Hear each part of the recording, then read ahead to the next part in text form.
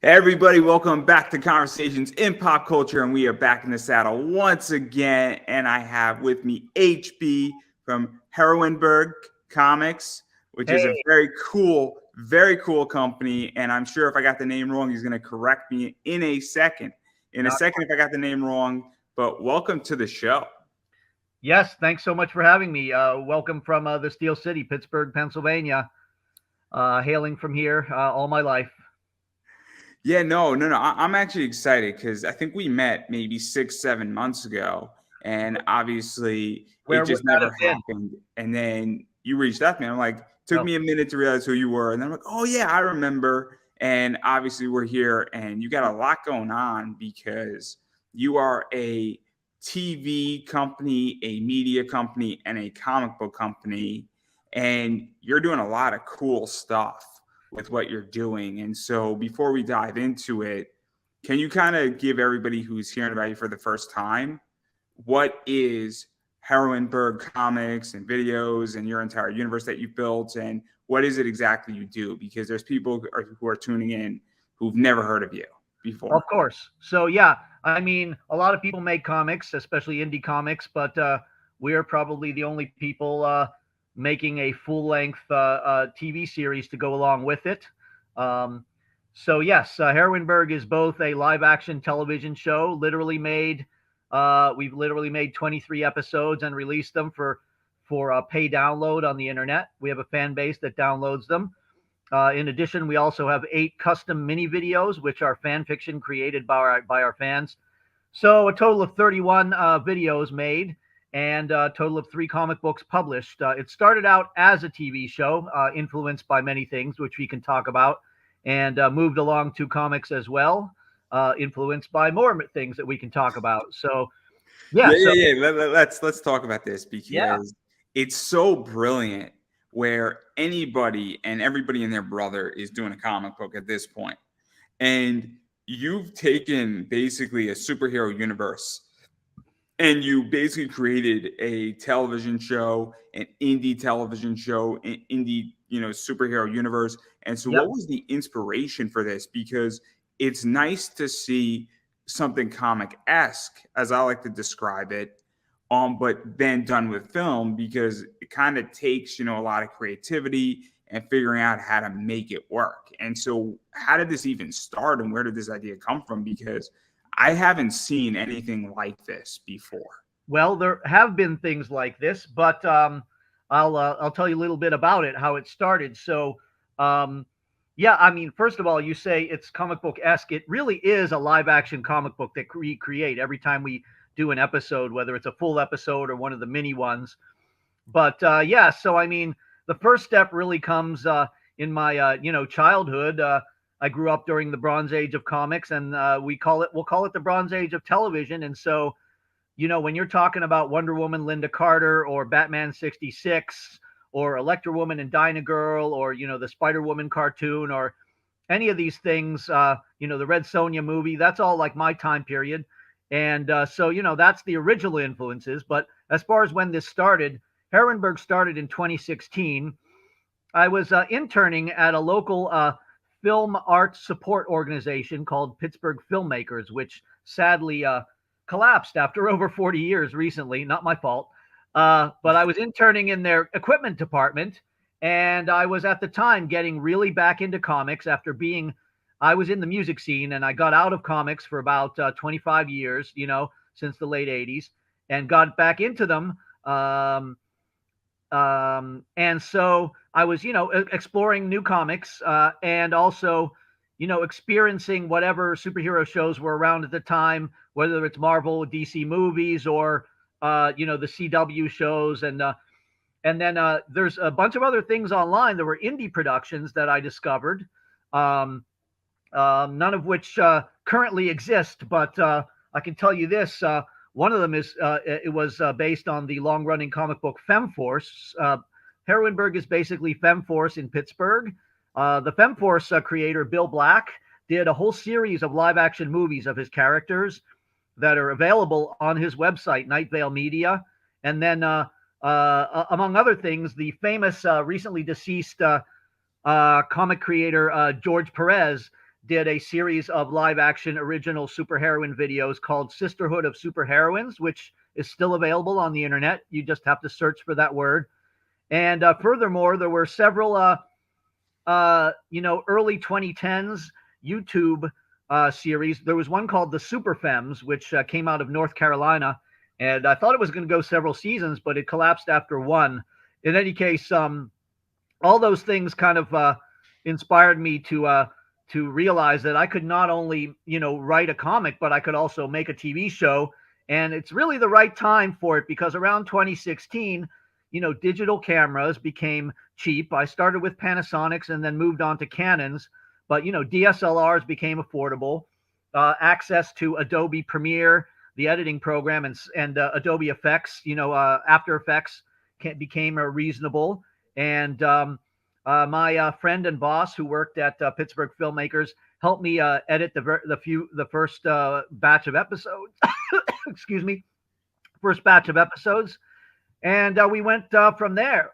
Yeah. Let's talk about this because obviously, I mean, I'm a strong believer, and I got no problem saying this, that I'm a capitalist by definition, and because of that, what I've noticed is that everything has gotten cheaper in so many ways. So cameras, editing software, the ability to even do something, has gotten cheaper, as well as distribution has changed the game tremendously too. Because 20 years ago, to have something behind a paywall for people to buy it and download didn't exactly exist. No. And so come 2016, that stuff existed, and now fast forward to 2023, that is almost the model exclusively for so many things. Sure. And so what is that like for you? Because you came in at the right time to do this. And I'm not saying it's easy, but 20 years ago, this would be nearly impossible. But in 2016, it's a hell of a lot easier. There were people doing this 20 years ago, and you were able to download them. But like you said, it was a pain in the ass. I'm sure they used very bulky video cameras and VHS tapes to edit and all these things. However you edited in an editing bay back in the day. A lot easier now, a lot cheaper. What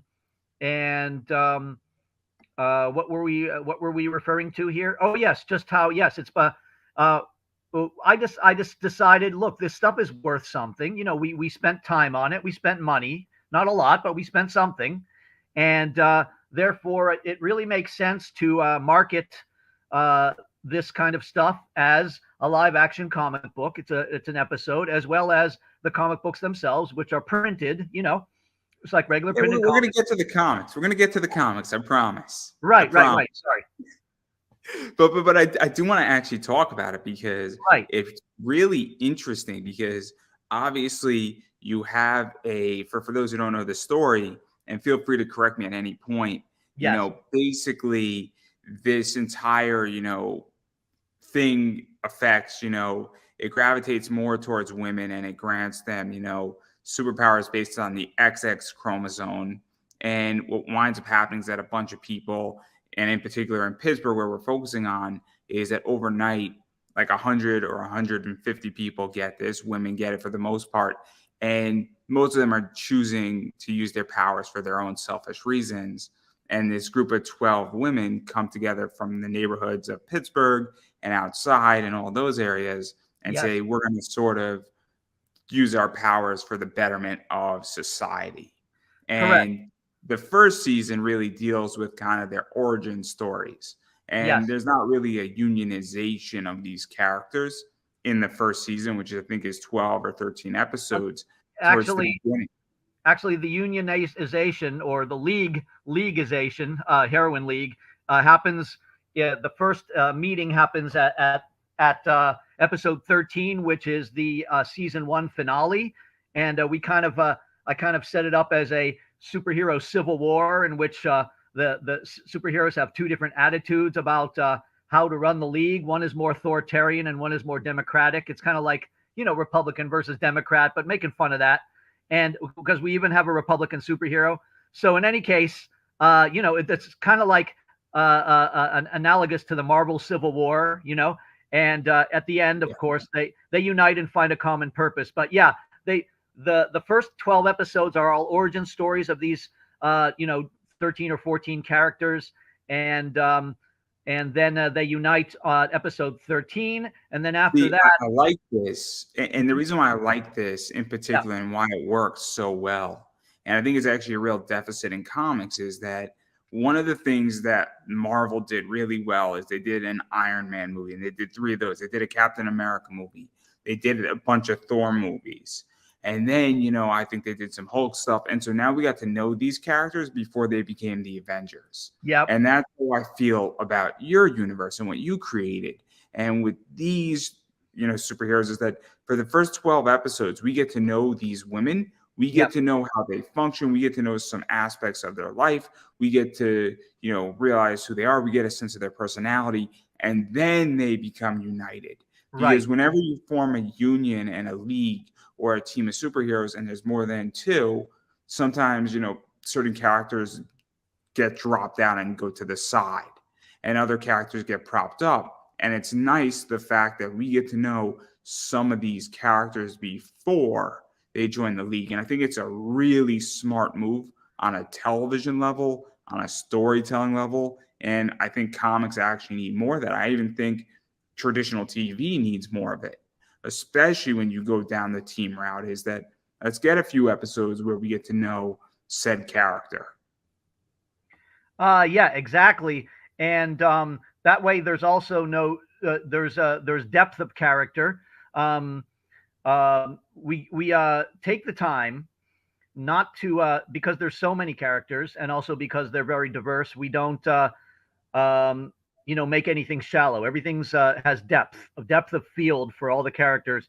So each character kind of comes from their own neighborhood, their own specific profession. Some have their own ethnicity or subculture, a couple of sexual orientation. But all of those things. There's not one thing that represents them. There's several aspects and to their character, and we give out a personality. And so by watching the origin stories, you can pretty much develop a liking for or preference for some of the characters and see who your favorite is. And yeah, we give each character the time to develop. So like you said, when they all come together, they're all able to get their day in the sun, and nobody is shunted aside. That is correct. Yeah, and then even going further into this, obviously, I mean, you have, all this different stuff and they all come from different walks of life. And then you get to episode 13, and obviously there's this big hole, as you described it, a civil war and a thought process on how this, unionization and this league should be formed, why it should be formed, how they come together, and also different viewpoints. And what is that like? Because now you have, a lot of different women superheroes. I think 16 or 17, if I counted correctly. About Um, that. and now obviously you have a bunch of different perspectives in play, and there's obviously a common enemy that emerges. And what is that like to set up? Because it's really just a nice, conclusion point, and it feels very naturally progressed, where we get all of the gears and then we get something that connects them all together. So yes. So what was interesting was, first of all, the Civil War was kind of you had the Superwoman Power Girl type character Poderosa, and then you had the Thor female Thor type character Freya, and one had a little bit more woman of the people aspects to her, kind of a Democrat, and then one had more of kind of like a businesswoman, capitalist, Arnold Schwarzenegger, millionaire type feel. So she's more maybe from the Republican side, but they line up against each other with factions. Then they wind up uniting at the end of the episode, and then season 2 winds up introducing a lot of the supervillains. And in fact, right out of the group of heroines, one of them becomes a traitor. And this is interesting. We have the ability to take our heroines and turn them into anti-heroines or villainesses. to do some plot twists. So one of the heroines in the League in episode 13 becomes greedy and allies herself with a corrupt cop from the force who is also on the take. And she winds up. He has an organization of villains he's starting, and she winds up becoming so greedy and evil and resentful of the heroines that she turns herself evil, increases her power by quite a bit, and winds up usurping him and takes over the budding villain group, which is called the Black Faction. You know, you could call it Legion of Doom, whatever you want, but it's called the Black Faction. And yeah, by the end of season 2, she has fully taken over the city. And then you have a kind of a cliffhanger situation where, you know, what are the heroines going to do if they've lost their reputations? If they, yep. There's a lot to unpack here. So Yep. what is this like? Because obviously season 1, we're getting introduced to a few of the villains, but we're really focusing on these heroes and these heroines. Correct. Yeah, mostly. And it's their focus, and that's what it is. And then we get to season 2, and we get the emergence of a real threat where these villains start showing up, and they're serious, and they're not a joke villain where they obviously have their own thoughts, they have their own plans. Correct. And, you know, obviously there's a saying where when you read a comic book, and I'm very curious about how you feel about this, is do you read the comic book for the hero, or do you read it for the villain and what the villain's going to do and how the hero is going to stop the villain? Because that's how I viewed season 2, is that I'm like, great, we know these heroes and we like these heroes and we like these women, but I want to see what happens when they're pushed and when they're met with a real threat. And when they're met with something, and when a challenge is brought to them and they have to rise above that challenge or potentially sort of fail with that challenge a little bit too. Yes. So, yes. And progressively, as the villains, you know, grow in number and size and threat, they become progressively more of a problem. And the heroines have to deal with that. But yeah, what were you saying about that again? Oh, no. I was just very curious because I've used season 2, and I've Yes. only seen a few of these things from what you've sent me. Is I'm a hell of a lot more interested in the villains and what they're going to do and what Right. they're going to force Exactly. these heroes to evolve into. Because let's be realistic, these heroes are brand new, and Oh so yeah. are these villains. I Right. mean, these people have not had power for a while. And I don't mean like power as in control of their life, I mean like superpowers. And so it's very interesting because I feel like everybody is somewhat equal in experience on their power. And so there's a lot of challenging ground that the villain group is doing and the hero group is doing too. And it's so interesting to see it. Right. That's interesting to say. They all have about the same equal experience, having acquired their powers within a few months of each other. And so, exactly, this is what you had to remind me of earlier. They get defeated as much as they win. In season 2, the whole point of making the drama balanced and interesting is that you know, the villains win about as much as the heroines win, and there's setbacks and there's moving forward. And so yeah, I don't think you know, making one side win all the time. You know, if the villains win all the time, it's a little bit too more deconstructive, and if the heroines win all the time, then it's a little bit too I don't know, cheesily classic.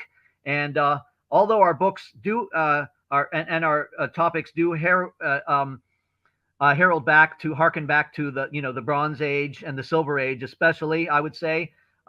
We still have the kind of this more modern idea of having a story that is complex enough and unpredictable enough that people would like to follow it to the end. Yeah, no, I think it's a real issue in storytelling. Is I want to read stories where I don't want to say there's not a happy ending, but there's consequence for action.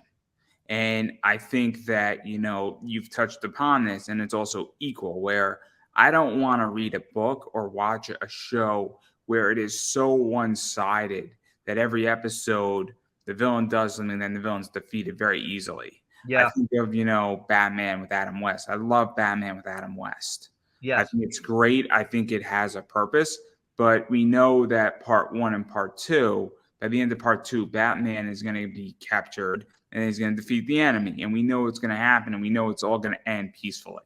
And first thing, and I even think with some DC comics after 6 issues, we know it's going to end peacefully. And I would prefer to see something where it doesn't end peacefully. And I think it's a real issue. And I think even modern comic storytelling has that problem where they don't know how to make something end where there's real consequences. I think especially the latest modern era has that problem. I would say another way to look at it in terms of just what we're doing is that we like to provide kind of an equal amount of power and peril. The sense of accomplishment, the sense of empowerment, and also the sense of danger and stakes. But you can just boil it down to power and peril, and you've pretty much said it. Yeah, I think it's so interesting in so many ways, and I think that you've done a great job just navigating it. And I think it's nice to see something balanced Yeah, in so many ways. And I it's a think it's a lack, and I think it's a problem in comics. I think it's a problem in media collectively is when you don't have a balanced product. For us, it's a little bit of a throwback to what the kind of stuff that we saw in the 70s and 80s when we were first reading comics. The power and peril, the balance of that was very good in the Bronze Age. So I'm just trying to echo that, but also update it, with various other tropes that we've caught along the way in movies and comics since then. So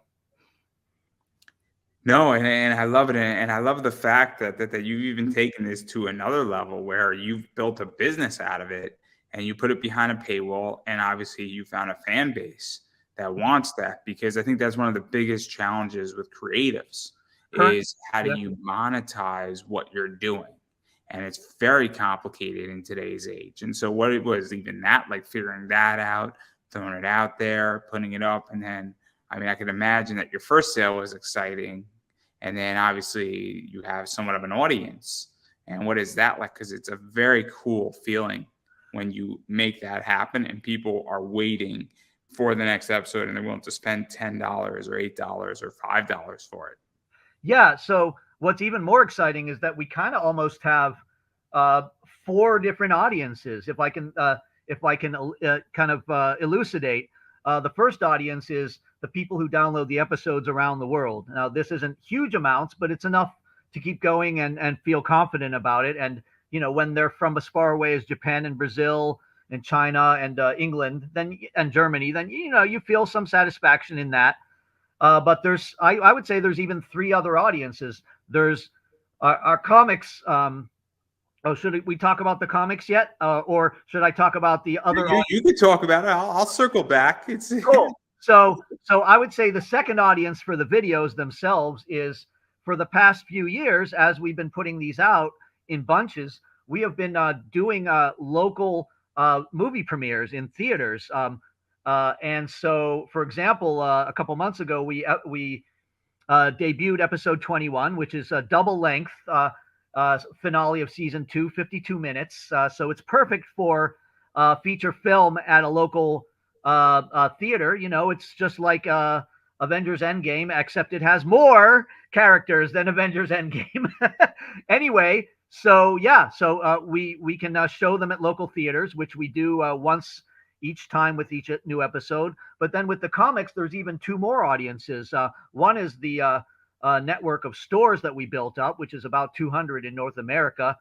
And the fourth audience is Comic Cons. We go to, along with our friends in the Comicsburg Creators Collective, Marvin and Grant and some others, we go to about a dozen Comic Cons a year in the East and Midwest. And we're heading south, in fact, to Charlotte in June. So, yeah, so people at Comic Cons who may not even discover us in the 200 shops because, there's what, 1,600 shops, and we're in, I don't know, 20, 15% of them. So, yeah, the people who come to the Comic Cons find out about it like almost in a fourth way. And if we can, in fact, convince some Comic Cons to let us show the episodes in a panel, which we have done multiple times, then those people can even discover the live action episodes in a new way. We just project them on a screen in the panel room, and people come and check them out too. So lots of ways to find out about us. Yeah. So let's actually talk about the comic stuff since we opened up that door. So Sure. obviously, the way I view it is that you're a multimedia company, Yeah, I guess. and Yeah, of course. it's different than, I had somebody on who writes comics and he hasn't done anything in film yet. He is a comic writer. He's a comic company. That doesn't mean a comic company can't become a multimedia company. I'm a big fan of a company called LFC, Lingerie Fighting Championship, where they are a multimedia company and they are similar in many ways to WWE. WWE is not a wrestling company. They are a media company, first and foremost. It's very important to understand the difference between, when you're a media company versus a comic company. But now that you brought in the comic stuff, that opens up a whole new audience. So where did even that idea come from? Because you were doing the live action stuff, and then now you're doing a comic book, Yeah. and that just is another product. It And is, and actually making a comic is harder than making an episode. It takes yeah, well, I'm just being honest here. That's why we make about one a year. But it came from a couple things. In episode 7, we had a scene in a goth club with our goth superheroines who are part of the league. And there was about 10 or 12 extras, dancing from the goth scene, because actually a lot of our actresses and a lot of influences we have come from the music scene itself here. Many of our actresses are actually performers in bands or other kinds of performers. So anyway, we had this goth club scene, and there was going to be a big final battle between the 3 heroines and their villainess who was trying to take over the club. And one of the guys who was dancing around happened to be a comic book artist. And so we got to talking, a local guy, and I brought him in as the corrupt cop that I mentioned earlier, Detective Drake, who forms the Black Faction. So he became an actor, and he also became our first. His name is Benjamin Zeus Barnett. He became our first interior artist, and he did all of issue 1. And then he introduced me to a second guy. And in the meantime, I was attending local trivia nights on Wednesdays, and found out that a friend of mine who was in some local bands also happened to work for DC Comics. Blew my mind. And I found out he had almost 600 credits in the industry and was about to draw Wonder Woman for Entertainment Weekly. So I was like, hey, why don't you do our covers? His name is Jason Wright, and he just got off, for example, doing the Young Justice Target series for DC. He's a colorist, and he works for various crowd funds as well, doing interiors, both interiors and covers. And so I was like, hey, Jason, you want to do the covers? And this is what you're seeing on our icon, our avatar right here. That's the issue 2. And I don't know, we can share screen if you want to see Jason's art. But in any case, yeah, he still works for DC and for various indies.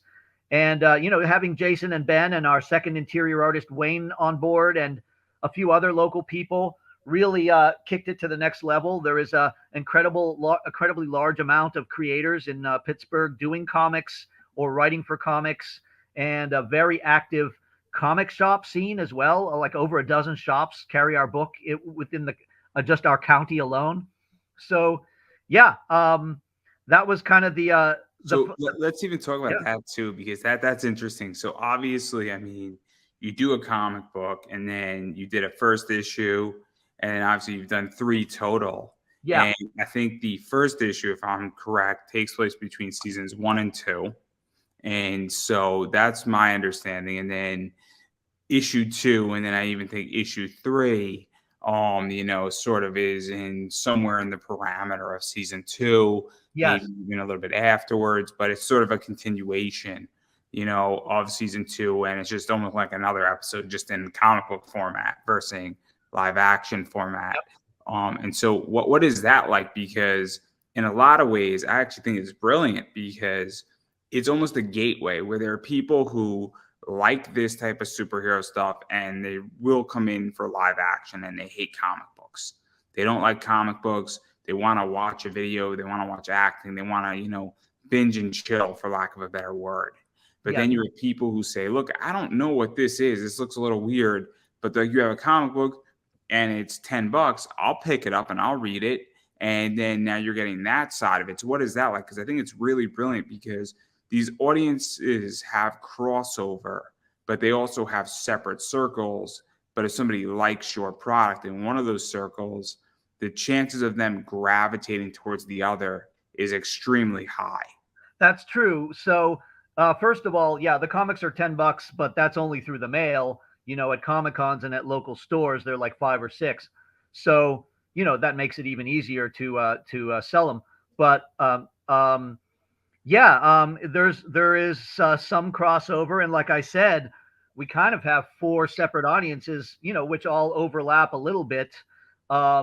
Again, we're not necessarily the first people to do this. I forgot to mention there was a very active superhero universe out of Canada between 2012 and 2014 called Heroes of the North, and they made a whole bunch of TV episodes similar to ours and made comic books, and then they just kind of disappeared. Maybe they ran out of money, but we're kind of following it a little bit in the same way they did, except they didn't emphasize comics quite as heavily as we do.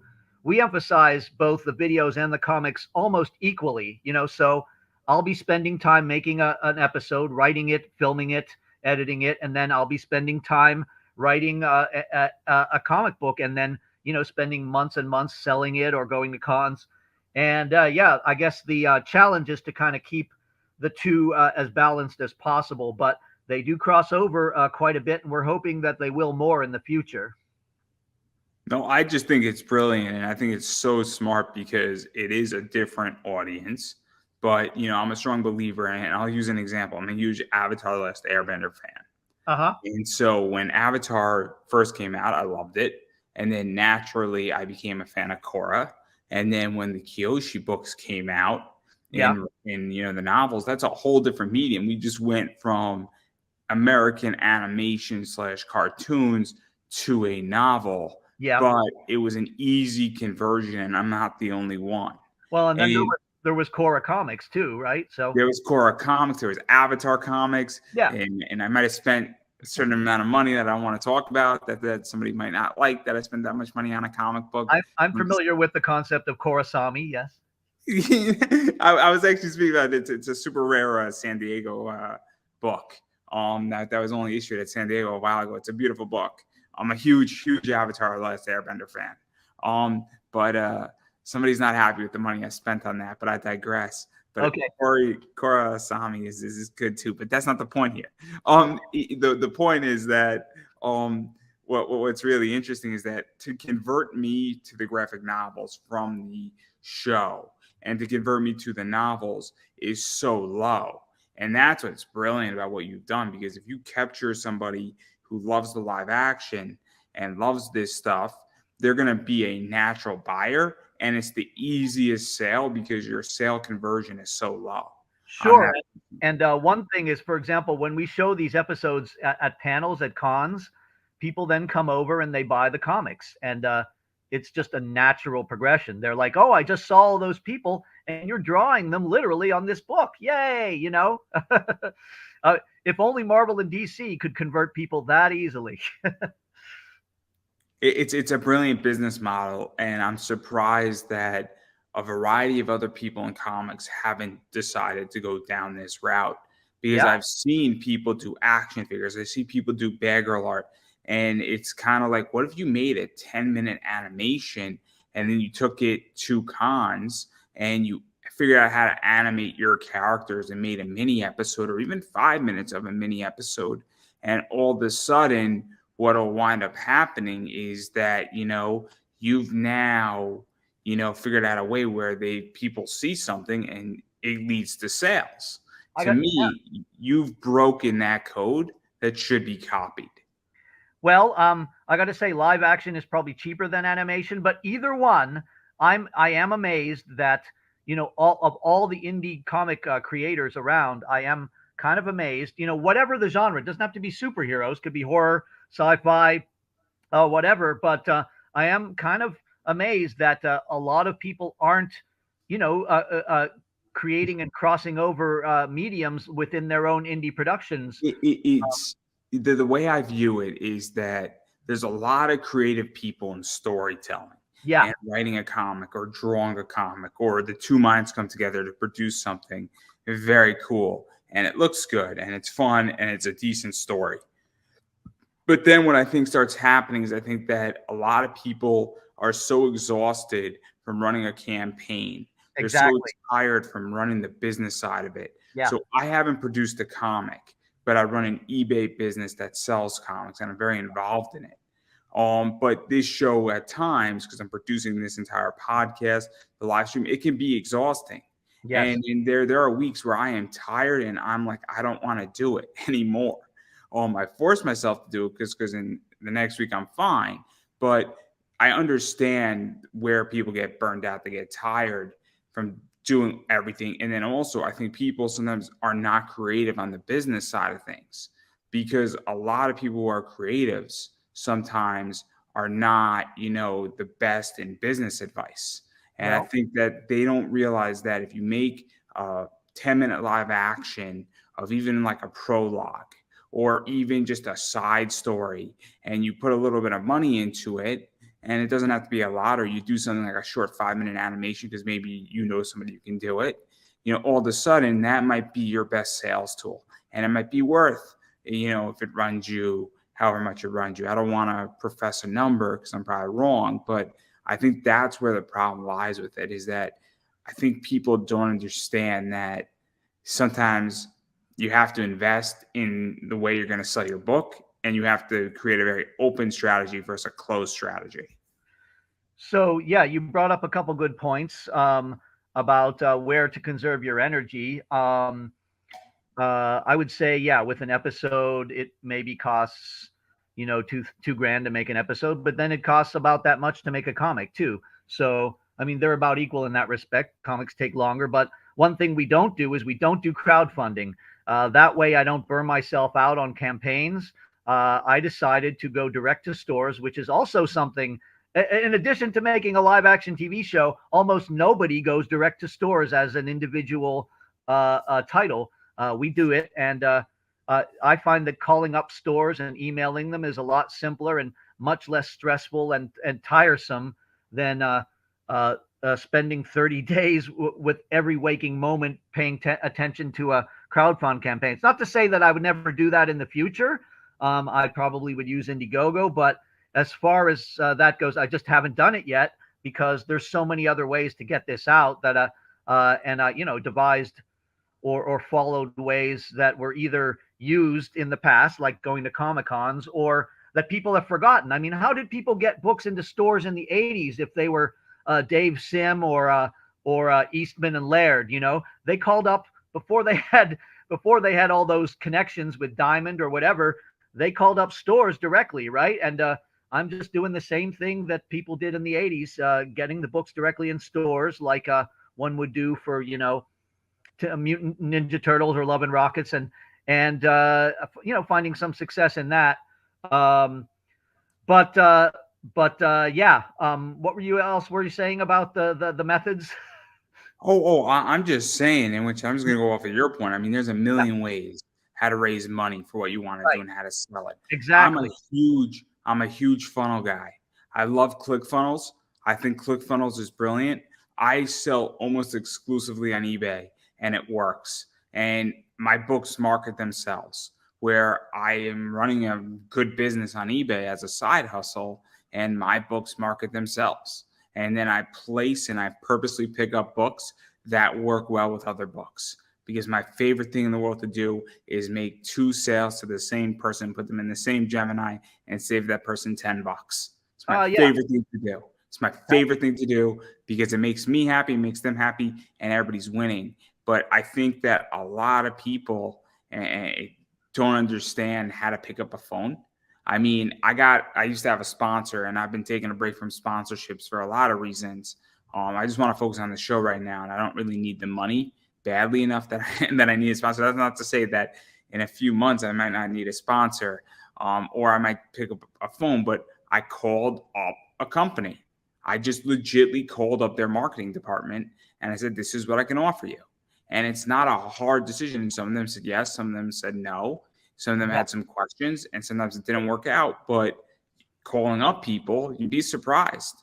You'd be surprised, everybody. A phone Be, call can open up a lot of doors. be surprised. We contacted about 500 stores and we got about a 40% success rate, 200. So it's certainly possible. There are certain stores which are more open to dealing with indies than others. And I think one tip is, yeah, like you said, pick up a phone, send an email. But one tip is the closer you can get to the decision maker. If there's several people in the way, like clerks and people who answer the phone and the employees and this and that, but the closer you can get to a real decision maker who also has an enthusiasm for indie comics as well, those two things, the easier it is to convert that. And then, it doesn't hurt to say things like, oh, we've got a cover artist who works for DC, or this book, if you really like good girl action from the 70s and 80s, like Femforce, you'll enjoy this. Or, we are very influenced by George Perez, John Byrne. Check this out. There's lots of ways to It's market. interesting. Yeah. I mean, I could tell you from my eBay business, and this is somewhat relatable. So I can go on somebody's Kickstarter, and if their price for a retail package, because I'm very interested in retail packages for my eBay store, if I look at it and there's no ability for me to make money, that's also a big factor, because I think this is what one of the problems that people, when they go into stores, both on Kickstarter and directly, is that you have to leave enough room on the bone for you and for the store. And that's a big issue where I think a lot of creators don't understand that, where I had somebody and he wanted to charge $300 for, 20 copies of his book. It's 20 copies of his book, but $300 for 20 copies leaves me no room to make money on eBay.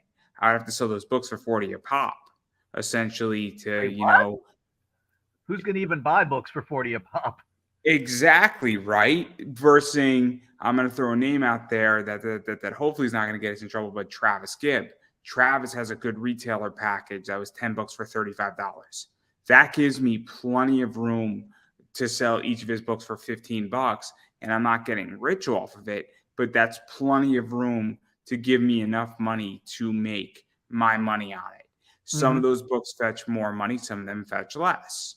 Like some of his books only fetch 15, but the majority of his books sell for about $20. And so that gives me more than enough room as an eBay seller and as a retailer to sell that. Even if I was to sell everything that he, sent me for $35 for $15, and after 13% on eBay, I'm still making a profit.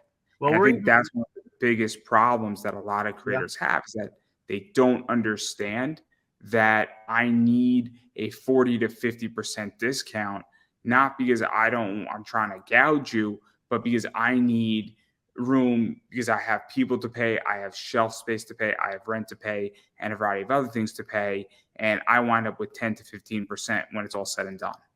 Well, we're even cheaper than that. And so we print our books in Pittsburgh. Actually, every single thing about both Heroineburgh comics and videos are produced here. The rule is there is nothing about these books except maybe a couple of guest actresses somewhere that is not Pittsburgh related. So, we keep the cost. We found a place that's very reasonable. And so I don't know how many people, know what dealing with stores is like, but basically stores deal with 50-50, whereas like a distributor like Diamond, takes more like 60% or something like that. But anyway, yeah. So when you're talking about dealing with stores, you just do a 50-50 deal. They sell it for twice as much as you sell it to them. But I'm very grateful that they're willing to take a risk and buy a 5-pack or a 10-pack or whatever it is. And then, of course, at Comic-Cons, you get 100% of the sales minus the cost of being there, right? Your table, your Airbnb, your gas. So, yeah, there's different ways to tabulate these things, but it's always better to still try to keep as much of the margin for yourself as you can. Like you said, you have to make it high enough that it's worth it for everybody. But it's a lot easier. I'll say it's a lot easier to sell a comic book for $4.99 than it is for $15. No, that's shocking. How could you say such a thing? Now I the would thing, never have guessed it. right? That's one of the problems with some. I mean, crowdfund is great, and I've probably backed 30 or 40 crowdfund campaigns, both on Kickstarter and Indiegogo. A lot of cool stuff. We won't mention any names, but you know, those books are. We could give people props. We could give people good praise. Well, I'd rather just say that I support both Kickstarter and Indiegogo kind of in equal measures as far as the creators. I tend to back things involving superheroines like ourselves, or you know, stuff that Jason Wright's involved in. Jason was part of a big crowdfund campaign. He colored both volumes of this particular book, so we backed that. But you know, in general, those kind of books, they're $15 to $30 a pop. I mean, especially when you're talking about TPBs, those can go, you know, as high as 40 or more. Like for example, the Billy Tucci She books that you know I backed. We're actually we're one of the moderators on his Pop XP channel, so you know I make sure to back all of his stuff. But yeah, it's you know it's quite a it adds up to quite a bit when you back all those crowdfund campaigns. Gets to be you know a few Yes. $100 a year. And I like to make it easier for people by not charging 15 and like, you know, this book is $5 or, you know, 10 through the mail. It's tricky. It's very Yeah, tricky. And this is my rule of thumb. And I'm curious what you think about it. tricky. So I think that a cover A, the max it should be is 15 on crowdfunding. And that's just my rule. And here's my rationale. I I'm a agree. huge Zenoscope fan. So Zenoscope sells, you know, a limited 375 print run done by Senku Minaki for $20 or by John Royal. And it's a variant, it's a high-end book, it's a beautiful book. It's definitely more collectible than anything else. And it's some of the best artists in the world. Yeah, And so I'm familiar with stuff like Robin Hood and Bell and books like that. Yeah. so my argument is that, and they got great writers too. My argument is that if your cover A is from somebody I never heard of, your book is from it's issue one, I never heard of your book. It could be great, it could be bad, it could be somewhere in the middle, it could be my cup of tea, it could be whatever. And you're convincing me based off your crowdfunder. Don't you want to get me into your system and you're a brand new creator for $12 to $15? And I'm not saying you should go broke on your first book, but my idea, at least the way I think about it, is that don't you want to get me as a customer? So then maybe when issue two comes out, I upgrade my position. Because if you start off at 20 with me and it's cover A, and I'm like, the book's okay, I don't know where it's going, there gets to a point where if you have 6 issues, I just spent $120 for all 6 issues. That's And a that's lot a of friggin' money. that's a lot of money for 6 issues. Yeah, it's too I much. mean, and that's the problem. And I think this is where a lot of creators don't understand that you have devoted fans, but you're also bleeding your audience dry. Versus Yeah. the idea is that maybe you want to get them in at $10 for a cover A, figure out how to print a lot of those cover A's, and then following that, if they like it, then they'll upgrade and buy that 30, 40. Maybe they'll buy 6, you know, books on issue 2 that they like and spent money. And that's how I think, you know, creators need to think. But then again, I haven't created a book. So I might be speaking out of turn here, but I have a budget, right?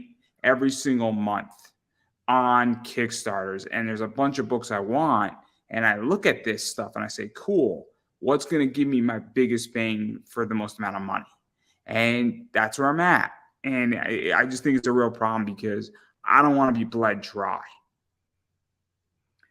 Yeah, definitely. At the end of the month, you check out your credit card bill and it's crazy. So yeah, I just like to make it as easy as possible for people to get the stuff in their hands, and that just means keeping things inexpensive, even if it's at the expense of a bit of profit. Because, like you said, having more customers is really better, you know, at least for the first few years of what you're doing, than having more money per se.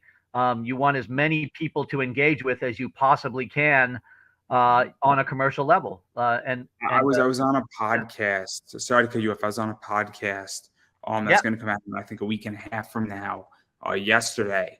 And we were speaking about my eBay business, and we're speaking about how to take a distribution out of your business.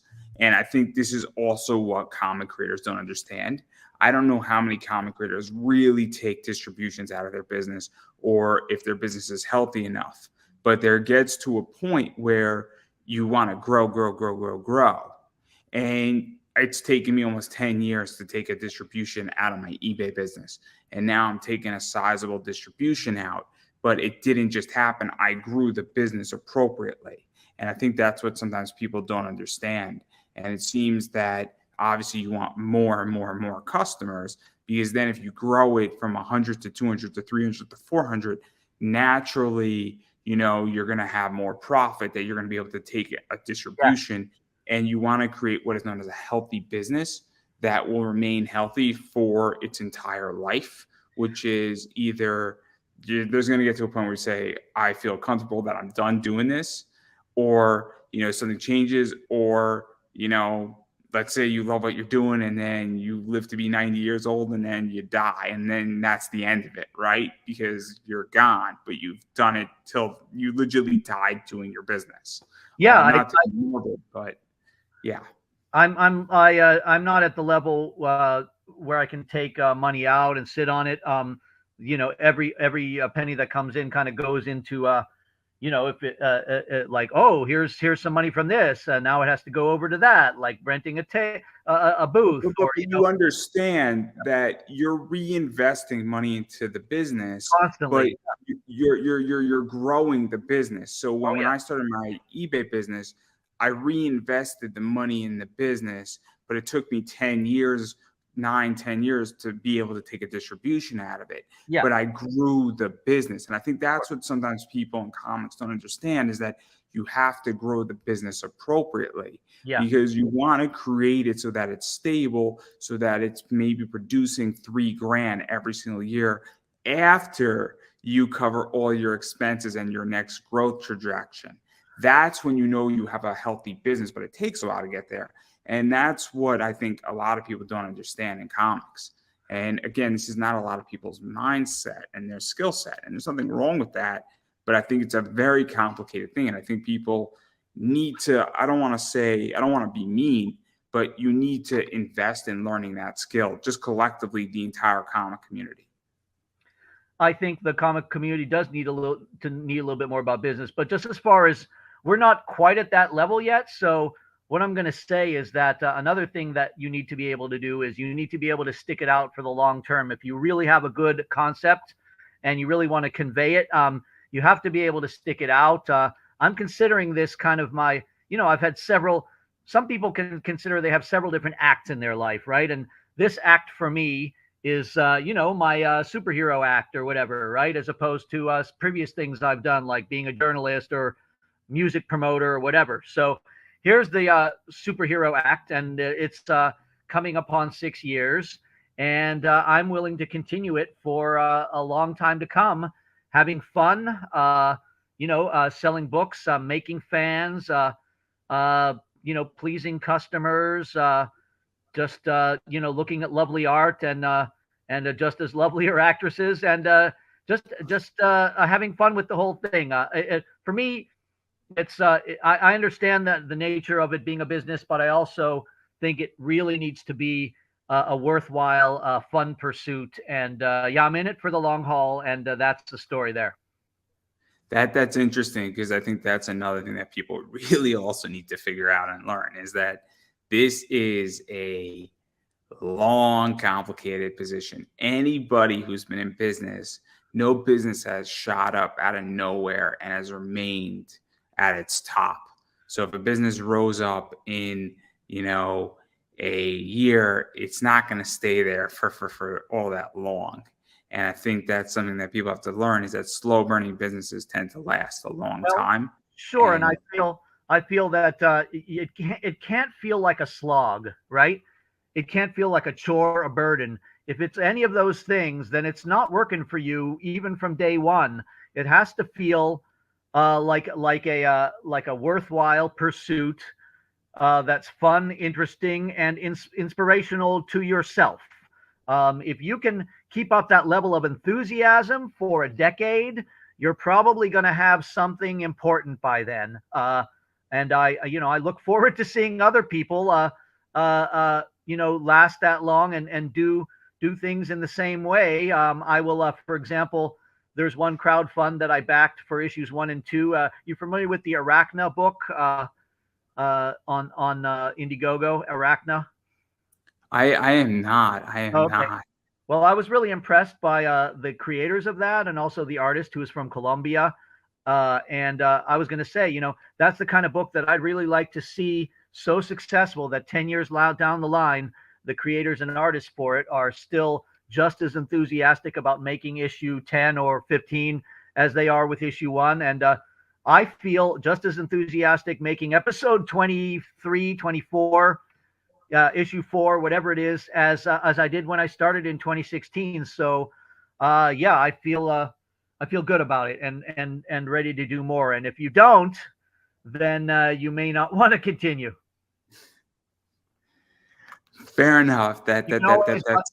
You can always buy other people's stuff. There has to be customers and consumers and fans as much as there has to be creators. Actually, there has to be a lot more. So. I don't think I could have ever provided anybody with better knowledge than just that. So I think that's going to be amazing knowledge right there, and I don't disagree at all with anything you just said. It's fascinating, and obviously, if you don't like what you're doing, you should probably not do it, and you should probably stop, because there's a saying. I used to live in DC, and I've been to the White House once. For part of my job, and I walked through part of the White House, and I was amazed. And I used to work in Congress, and every time I passed the Capitol, I was always amazed. And the day that I wasn't amazed was the time for me to leave DC.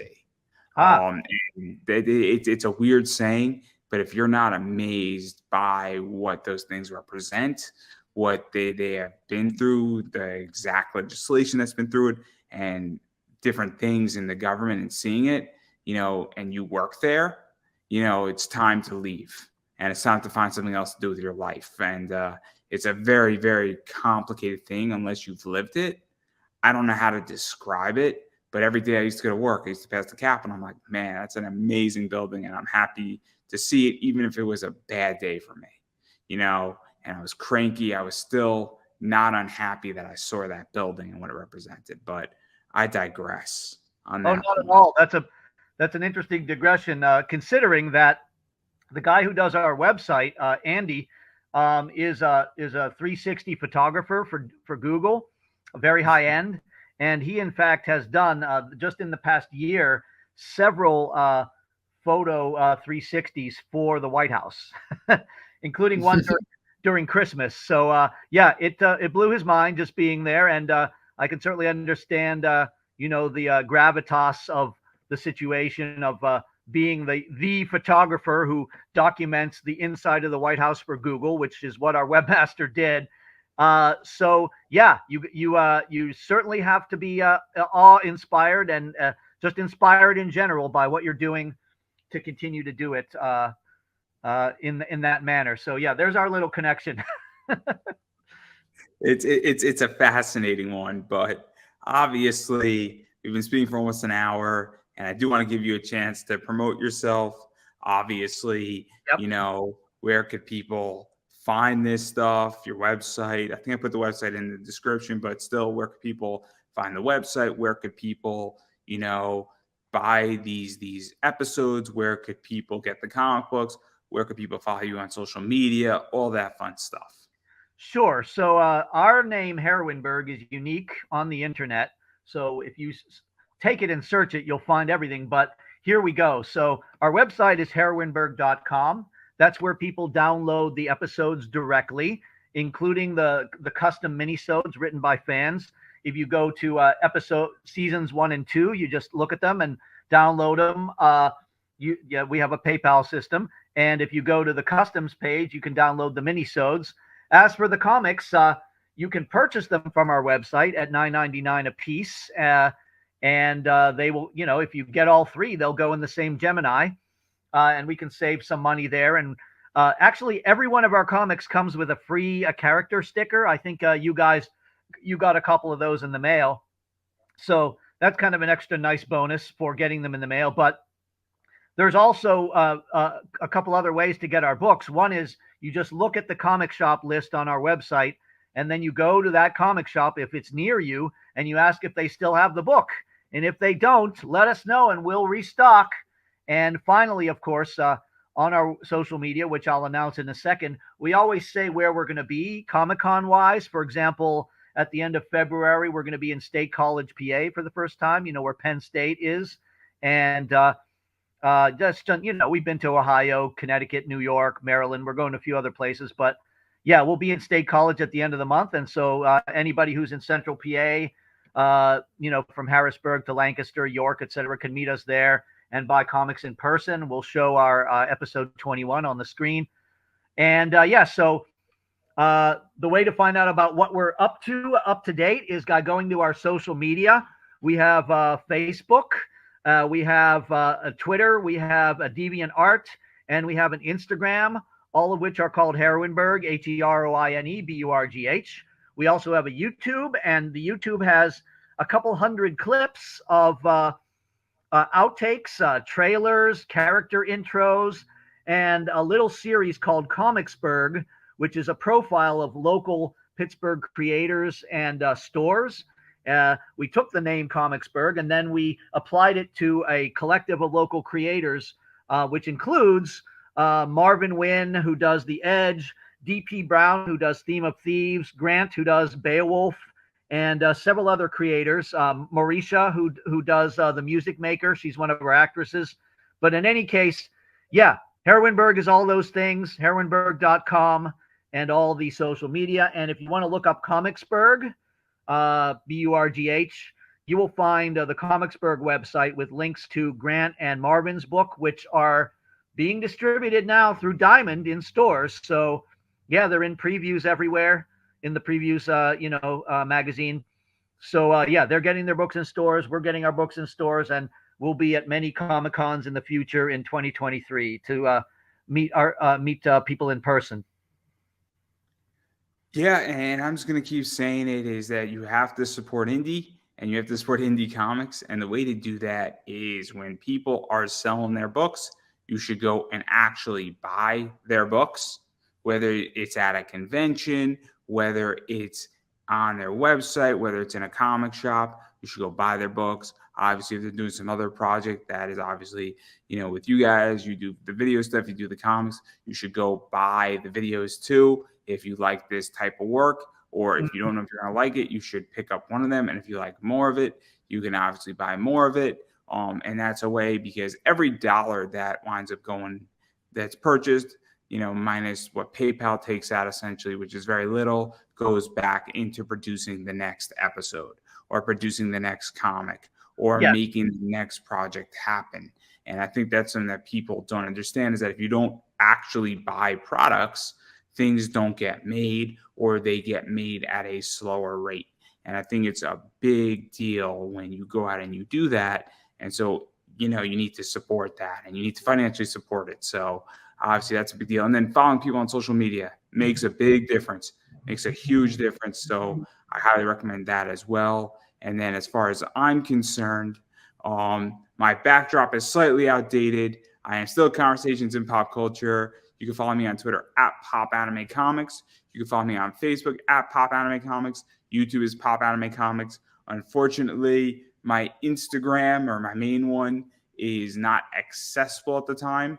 You can still follow me there, and there's still a bunch of cool stuff there. It's Pop Anime Comics. Or you can follow me on my new one, which is Conversations in Pop Culture. It's brand new as of today. I have 12 followers. So if anybody would like to follow me, you're more than welcome to follow me there. A lot of cool stuff's up there already, and a lot more cooler stuff in the next few weeks is going to be going up there as well. So I appreciate everybody who's coming and migrating over. Unfortunately, my Instagram account got hacked.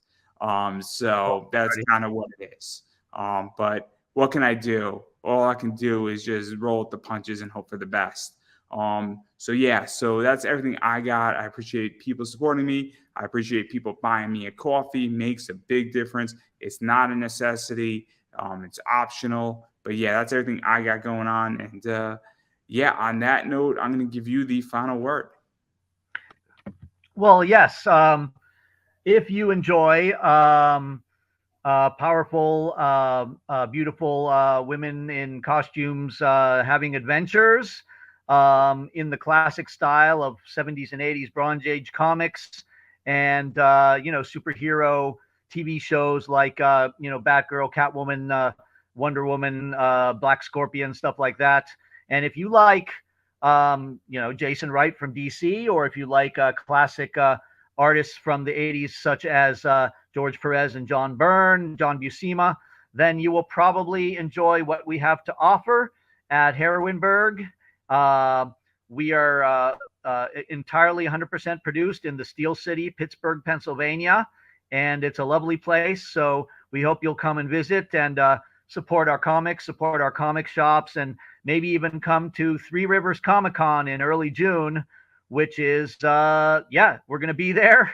We'd love to see as many people as possible. I